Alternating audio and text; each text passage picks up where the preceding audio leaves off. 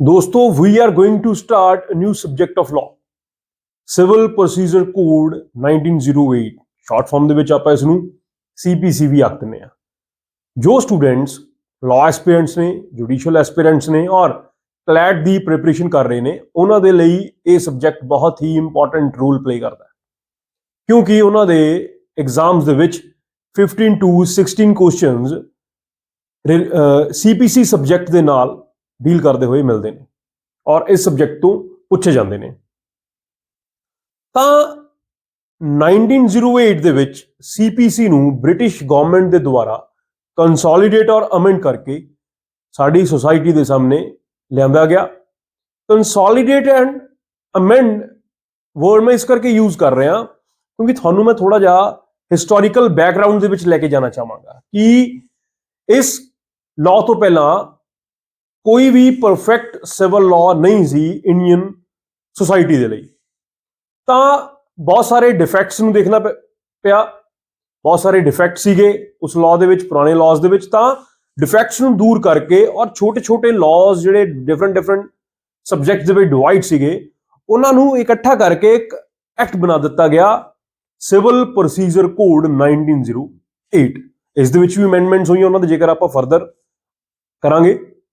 ਤਾਂ ਇਸ ਐਕਟ ਨੂੰ ਸਮਝਣ ਤੋਂ ਪਹਿਲਾਂ, ਲਾਅ ਨੂੰ ਸਮਝਣ ਤੋਂ ਪਹਿਲਾਂ ਆਪਾਂ ਕੈਟਾਗਰੀਜ਼ ਨੂੰ ਦੇਖਾਂਗੇ ਕਿ ਲਾਅ ਕਿੰਨੀਆਂ ਕੈਟਾਗਰੀਜ਼ ਦੇ ਵਿੱਚ ਡਿਵਾਈਡ ਹੈ। ਤਾਂ generally law can divided into two categories. The first one is substantive law and the second is procedural law. ਪਿੱਛੇ ਵਾਈਟ ਬੋਰਡ ਤੇ ਤੁਹਾਨੂੰ ਨਜ਼ਰ ਆ ਰਿਹਾ ਹੋਵੇਗਾ, ਇੱਕ ਪਾਸੇ ਸਬਸਟੈਂਟਿਵ ਲਾਅ ਦਾ ਚਾਰਟ ਹੈ, ਇੱਕ ਪਾਸੇ ਪ੍ਰੋਸੀਜਰਲ ਲਾਅ ਦਾ ਚਾਰਟ ਹੈ। ਸਬਸਟੈਂਟਿਵ ਲਾਅ ਕੀ ਡਿਫਾਈਨ ਕਰਦਾ ਹੈ, ਕੀ ਐਕਸਪ੍ਰੈਸ ਕਰਦਾ ਹੈ, ਕੀ ਕ੍ਰੀਏਟ ਕਰਦਾ ਹੈ, ਡਿਫਾਈਨ ਕਰਦਾ ਹੈ, ਕਨਫਰਮ ਕਰਦਾ ਸਾਡੇ ਰਾਈਟਸ ਔਰ ਡਿਊਟੀਜ਼ ਨੂੰ, ਲੀਗਲ ਰਾਈਟਸ ਐਂਡ ਡਿਊਟੀਜ਼ ਨੂੰ। ਇਸ ਤੋਂ ਹਟ ਕੇ ਦੇਖਿਆ ਜਾਏ ਪ੍ਰੋਸੀਜਰਲ ਲਾਅ ਕਿਸ ਤਰ੍ਹਾਂ ਦਾ ਰੋਲ ਪਲੇ ਕਰਦਾ ਹੈ। Procedural law lays down mechanism and manner to enforce and recognised in the court of law. ਕਿਹਨਾਂ ਨੂੰ? ਲੀਗਲ ਰਾਈਟਸ ਐਂਡ ਡਿਊਟੀਜ਼ ਨੂੰ ਇਨਫੋਰਸ ਕਰਵਾਉਣ ਦੇ ਲਈ ਸਾਨੂੰ ਮਦਦ ਲੈਣੀ ਪੈਂਦੀ ਹੈ ਪ੍ਰੋਸੀਜਰਲ ਲਾਅ ਦੀ, ਕਿਉਂਕਿ ਪ੍ਰੋਸੀਜਰਲ ਲਾਅ ਦੇ ਵਿੱਚ ਪੂਰੀ ਐਕਸਪਲੇਨੇਸ਼ਨ, ਪੂਰਾ ਮੈਥਡ ਐਕਸਪਲੇਨ ਕੀਤਾ ਹੁੰਦਾ ਹੈ ਕਿ ਤੁਸੀਂ ਕਿਸ ਤਰ੍ਹਾਂ ਲੀਗਲ ਰਾਈਟਸ ਨੂੰ ਐਨਫੋਰਸ ਕਰਵਾ ਸਕਦੇ ਹੋ। ਤਾਂ ਫਿਰ ਕੁਐਸਚਨ ਅਰਾਈਜ਼ ਹੁੰਦਾ ਹੈ ਕਿ ਕਿਹੜੇ-ਕਿਹੜੇ ਲਾਜ਼ ਪ੍ਰੋਸੀਜਰਲ ਹੋਣਗੇ ਔਰ ਕਿਹੜੇ-ਕਿਹੜੇ ਲਾਜ਼ ਸਬਸਟੈਂਟਿਵ ਹੋਣਗੇ। For example, transfer of property act, Indian penal code, Indian contract act and etcetera. ये सारे लॉज जिन्हां दे विच राइट्स एंड ड्यूटीज नूं एक्सप्लेन किया गया है और ऑफेंसिस नूं एक्सप्लेन किया गया है, ये सारे laws substantive portion of law they which include हुंदे ने। Criminal procedure code, Indian evidence act जिसनूं भारतीय साक्ष्य अधिनियम 2023 के नाम नाल जानिया जाता है हुण तों, ये सब प्रोसीजरल लॉ ने। और सिविल प्रोसीजर कोड भी प्रोसीजरल लॉ का ही पार्ट है। बट CPC एक्सप्लेन करता है सर्टेन सबस्टेंटिव राइट्स में, और ये डील भी करता है भी किस तरह ਇਹਦੇ ਵਿੱਚ ਰਾਈਟਸ ਐਕਸਪਲੇਨ ਕੀਤੇ ਗਏ ਨੇ, ਸਿਵਲ ਰਾਈਟਸ। ਤਾਂ ਸਭ ਤੋਂ ਪਹਿਲਾਂ ਆਪਾਂ ਇਹੀ ਸਮਝਾਂਗੇ ਕਿ ਤੁਹਾਨੂੰ ਪ੍ਰੀ ਦੇ ਵਿੱਚ ਵੀ ਕੁਐਸਚਨ ਮਿਲੇਗਾ ਕਿ ਜਿਹੜਾ CPC ਹੈ ਉਹ ਸਬਸਟੈਂਟਿਵ ਲਾਅ ਹੈ ਜਾਂ ਪ੍ਰੋਸੀਜਰਲ ਲਾਅ ਹੈ ਜਾਂ ਦੋਨੋਂ ਹੈ ਜਾਂ ਇਹਨਾਂ ਚੋਂ ਕੋਈ ਵੀ ਨਹੀਂ ਹੈ। ਤਾਂ ਇਸ ਕੁਐਸਚਨ ਦਾ ਜੋ ਆਨਸਰ ਹੈਗਾ ਤੁਹਾਨੂੰ ਇਸ ਸੈਗਮੈਂਟ ਦੇ ਰਾਹੀਂ ਤੁਹਾਨੂੰ ਪਤਾ ਚੱਲ ਜਾਏਗਾ। और इंपॉर्टेंट गल ये भी है कि इस क्लास तो थानू मैं बेयर एक्ट रीड करना भी सिखावांगा कि बेयर एक्ट नू रीड किस तरह करना है और किस तरह अपने लॉजिक्स नू अप्लाई करना है, और with the help of the judgments और interpretation of the honourable supreme court और हाई कोर्ट्स तो असी चीज़ों नू लर्न करना है भी किस तरह असी अपना लॉजिक अप्लाई करिए और लॉ नू समझिए। तो हर एक लॉ का, हर एक एक्ट का अपना एक प्रैम्बल हुंदा है। Preamble base of the law हुंदा है, ਇੱਕ ਪ੍ਰੈਂਬਲ ਨੂੰ ਪੜ੍ਹ ਕੇ ਹੀ ਪਤਾ ਚੱਲ ਜਾਂਦਾ ਹੈ ਕਿ ਪ੍ਰੈਂਬਲ ਦੇ ਵਿੱਚ ਪ੍ਰੈਂਬਲ ਕੀ ਕਹਿ ਰਿਹਾ ਹੈ, ਇਹ ਲਾਅ ਕੀ ਕਹਿ ਰਿਹਾ ਹੈ। ਤਾਂ ਦੇਖਿਆ ਜਾਏ ਸੀਪੀਸੀ ਦਾ ਬੇਅਰ ਐਕਟ ਦੇ ਉੱਪਰ ਸੈਕਸ਼ਨ 1 ਦੇ ਉੱਪਰ ਇਸ ਦਾ ਪ੍ਰੈਂਬਲ ਡਿਫਾਈਨ ਹੈ, an act to consolidate and amend the laws relating to the procedure of the court of civil judicature. Laws relating to the procedure of civil judicature. Sir देखो इसका preamble explain कर रहा है कि consolidate and amend the laws, ਜਿਹੜੇ laws ਜਿਹੜੇ relate ਕਰਦੇ ਹੈ procedure of the civil judicature, civil matters ਦਾ ਜੋ procedure ਹੈਗਾ ਉਹ ਇਸ ਐਕਟ ਦੇ ਵਿੱਚ ਐਕਸਪਲੇਨ ਕੀਤਾ ਗਿਆ।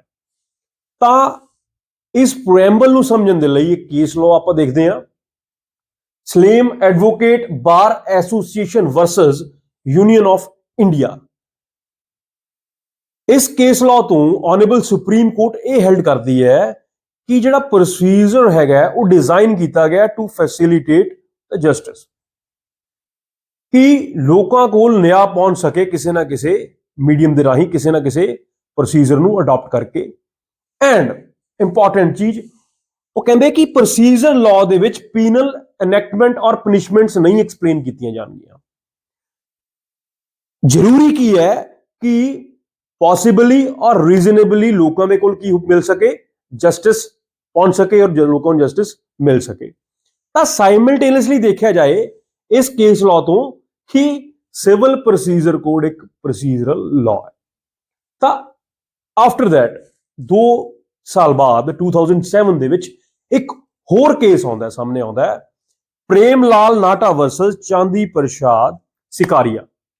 2007 ਦੇ ਵਿੱਚ ਆਨਰੇਬਲ ਸੁਪਰੀਮ ਕੋਰਟ ਇਹ ਹੈਲਡ ਕਰਦੀ ਹੈ ਇਸ ਕੇਸ ਲਾਅ ਤੋਂ ਕਿ ਮੰਨਿਆ ਕਿ ਸੀਪੀਸੀ ਜਿਹੜਾ ਕੋਡ ਹੈਗਾ ਉਹ ਡੀਲ ਕਰਦਾ ਹੈ ਸਰਟਨ ਸਬਸਟੈਂਟਿਵ ਰਾਈਟਸ ਦੇ ਨਾਲ, ਬਟ ਜਿਹੜਾ ਇਹਦਾ ਐਸੈਂਸ਼ੀਅਲ ਆਬਜੈਕਟ ਹੈਗਾ ਉਹ law relating to civil procedure ਹੀ ਹੈ। ਇਸ ਕਰਕੇ ਤੁਸੀਂ ਉਸ ਕੁਐਸਚਨ ਦਾ ਜਿਹੜਾ ਆਨਸਰ ਹੈਗਾ ਉਹ ਪ੍ਰੋਸੀਜਰਲ ਲਾਅ ਹੀ ਟਿਕ ਕਰੋਗੇ, ਕਿਉਂਕਿ ਇਹੀ ਆਨਸਰ ਰਾਈਟ ਹੈ as per the version of the judgement which are given by the Supreme Court. ਫਿਰ ਇੱਕ ਹੋਰ ਕੇਸ ਲਾਅ ਆ ਜਾਂਦਾ ਹੈ ਜੋ ਕਿ ਇਸ ਨੂੰ ਹੋਰ ਡਿਫਾਈਨ ਕਰਦਾ ਹੈ, ਸੈयद ਮੁਹੰਮਦ ਬਕਰ ਵਰਸਸ ਅਬਦੁਲ ਹਬੀਬ ਹਸਨ। 1998 ਦਾ ਇਹ ਕੇਸ ਲਾਅ ਹੈ। ਇਸ ਦੇ ਵਿੱਚ ਕੀ ਐਕਸਪਲੇਨ ਕੀਤਾ ਗਿਆ ਕਿ ਪ੍ਰੋਸੀਜਰਲ ਲਾਅ ਜਿਹੜਾ ਹੈਗਾ ਉਹ ਆਲਵੇਜ਼ ਕੀ ਹੈ ਜੀ, aid of justice and it always subservient to substantive law. ਇਹ ਦੋਨੋਂ ਆਪਸ ਦੇ ਨਾਲ ਤਾਲਮੇਲ ਬਣਾ ਕੇ ਕੰਮ ਕਰਨਗੇ, ਸਬਸਟੈਂਟਿਵ ਐਂਡ ਪ੍ਰੋਸੀਜਰਲ ਲਾਅ। ਹਾਂ, ਜਿੰਨਾ ਪ੍ਰੋਸੀਜਰਲ ਲਾਅ ਕੁਆਲਿਟੇਟਿਵ ਹੋਏਗਾ ਉਨਾ ਹੀ ਸਬਸਟੈਂਟਿਵ ਲਾਅ ਦਾ ਜਿਹੜੀ ਯੂਜ਼ ਹੈਗਾ ਉਹ ਬਹੁਤ ਵਧੀਆ ਹੋਏਗਾ। ਤਾਂ substantive law depends upon the quality of the procedural law. ਤਾਂ ਇਸ ਇੰਟਰੋਡਕਸ਼ਨ ਤੋਂ ਮੇਰਾ ਜੋ ਤੁਹਾਨੂੰ ਦੱਸਣਾ ਸੀਗਾ ਕਿ ਸੀਪੀਸੀ ਇੱਕ ਪ੍ਰੋਸੀਜਰਲ ਲਾਅ ਹੈ ਔਰ ਇਸ ਦੀ ਐਕਸਟੈਂਡ ਔਰ ਇਹਦੀ ਐਪਲੀਕੇਬਿਲਿਟੀ, ਇਹਦੀ ਨੇਚਰ ਉਹ ਆਪਾਂ ਨੈਕਸਟ ਸੈਗਮੈਂਟ ਦੇ ਵਿੱਚ ਆਪਾਂ ਰੀਡ ਕਰਾਂਗੇ। ਅੱਜ ਦੇ ਲਈ ਸਿਰਫ ਇੰਨਾ ਨਹੀਂ। ਅਗਰ ਕਿਸੇ ਸਟੂਡੈਂਟ ਨੇ ਕਿਸੇ ਵੀ ਸਬਜੈਕਟ ਦੇ ਰਿਗਾਰਡਿੰਗ ਮੇਰੇ ਤੋਂ ਕੋਈ ਵੀ ਕੁਐਰੀ ਲੈਣੀ ਹੈ, ਕਿਸੇ ਵੀ ਐਗਜ਼ਾਮੀਨੇਸ਼ਨ ਪੁਆਇੰਟ ਆਫ ਵਿਊ ਤੋਂ ਮੈਨੂੰ ਪੁੱਛਣਾ ਹੈ, ਪ੍ਰੈਪਰੇਸ਼ਨ ਕਰਨ ਦਾ ਮੈਥਡ, ਕਿਸ ਤਰ੍ਹਾਂ ਪੜ੍ਹਿਆ ਜਾਏ, ਕਿਸ ਤਰ੍ਹਾਂ ਕਿਹੜੀ ਅਸੀਂ ਬੁੱਕਸ ਨੂੰ ਫੋਲੋ ਕਰਨਾ ਹੈ, ਕਿੱਥੋਂ ਅਸੀਂ ਕੇਸ ਲਾਅ ਲੈਣੇ ਹੈ, ਕੁਝ ਵੀ ਮੇਰੇ ਤੋਂ ਪੁੱਛਣਾ ਹੈ ਤਾਂ ਉਹ ਬੇਝਿਜਕ ਹੋ ਕੇ ਮੇਰੇ ਨਾਲ ਕੰਟੈਕਟ ਕਰ ਸਕਦਾ ਹੈ। ਔਰ ਮੇਰੇ ਫੇਸਬੁੱਕ ਔਰ ਇੰਸਟਾਗ੍ਰਾਮ ਦੇ ਮੈਸੇਜ ਬਾਕਸ ਦੇ ਵਿੱਚ ਮੈਨੂੰ ਮੈਸੇਜ ਕਰ ਸਕਦਾ ਹੈ। ਮੈਂ ਕੋਸ਼ਿਸ਼ ਕਰਾਂਗਾ ਜਲਦੀ ਤੋਂ ਜਲਦੀ ਤੁਹਾਨੂੰ ਰਿਪਲਾਈ ਦੇ ਸਕਾਂ, ਆਨਸਰ ਦੇ ਸਕਾਂ। ਅੱਜ ਦੇ ਲਈ ਸਿਰਫ ਇੰਨਾ ਹੀ। ਜੈ ਹਿੰਦ।